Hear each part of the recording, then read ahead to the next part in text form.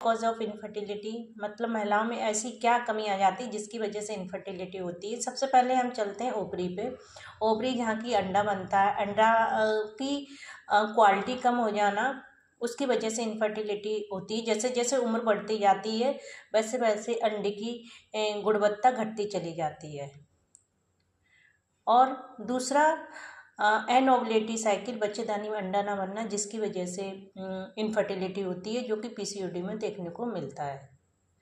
अब हम आते हैं फैलोपियन ट्यूब में। फैलोपियन ट्यूब में अगर कोई ब्लॉकेज हो जाता है तो उसकी वजह से फर्टिलाइजेशन नहीं हो पाता है, तो वो इनफर्टिलिटी की वजह बनता है। जैसा कि ट्यूबल ब्लॉकेज के बारे में मैं डिटेल में पीआईडी में बता चुकी हूँ, किस वजह से ट्यूबल ब्लॉकेज हो रहा है। तो इन्फेक्शन या फिर किसी भी वजह से ट्यूबल ब्लॉकेज हो जाता है। अब हम आते हैं ट्यूबल के यूट्रस में। यूट्रस मतलब गर्भाशय में क्या गड़बड़ी होती है जिसकी वजह से इनफर्टिलिटी हो जाती है। गर्भाशय में कभी कभी पॉलिप, फाइब्रॉइड, ये सब की ग्रोथ हो जाती है। इसकी वजह से एंडोमेट्रियम लाइन की डिस्टर्बिंग होने से बच्चा नहीं ठहरता है, इसकी वजह से इनफर्टिलिटी होती है। अब सबसे नीचे आते हैं सर्वाइकल कॉज। सर्वाइकल कॉज बच्चेदानी की मुंह पर कोई पॉलिप वगैरह एबनॉर्मल ग्रोथ हो जाए तो उसकी वजह से इनफर्टिलिटी हो जाती है। यूट्रस में भी कोई एक मॉल फॉर्मेशन, जैसे कि कोई सेप्टेड यूट्रस या कोई कंजेनिटल एबनॉर्मलिटी, उसकी वजह से भी इनफर्टिलिटी होती है। और अगर हम और बात करें कि पेल्विस और पेल्विस ऑर्गन की वजह से, जैसे एडिनोमायोसिस, एंडोमेट्रियोसिस, इन सब की वजह से भी इनफर्टिलिटी होती है। ये तो फीमेल के कारण हो गए।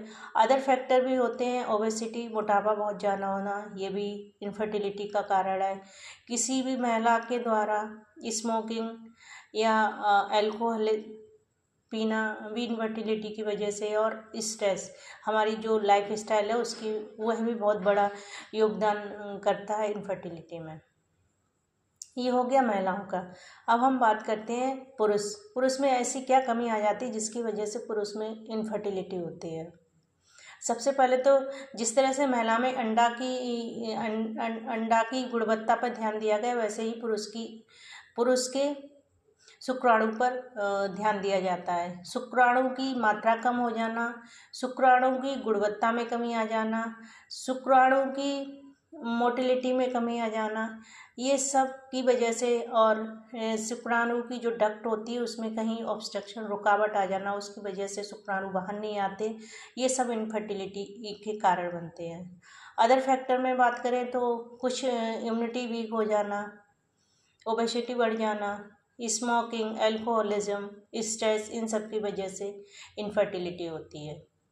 बाकी इन्वेस्टिगेशन और ट्रीटमेंट के बारे में मैं अगले वीडियो में डिटेल में बताऊंगी। अगर आपका कोई भी क्वेश्चन हो तो आप हमसे कर सकते हैं, और आपको वीडियो से समझ आ जाएगा कि हर हमेशा महिलाओं में कमी नहीं होती, पुरुषों में भी कमी होती है जिसकी वजह से इनफर्टिलिटी होती है, जिसके बारे में मैंने पहले भी बता दिया कि इतना कितना किसका रेशियो रहता है जिसकी वजह से इनफर्टिलिटी होती है।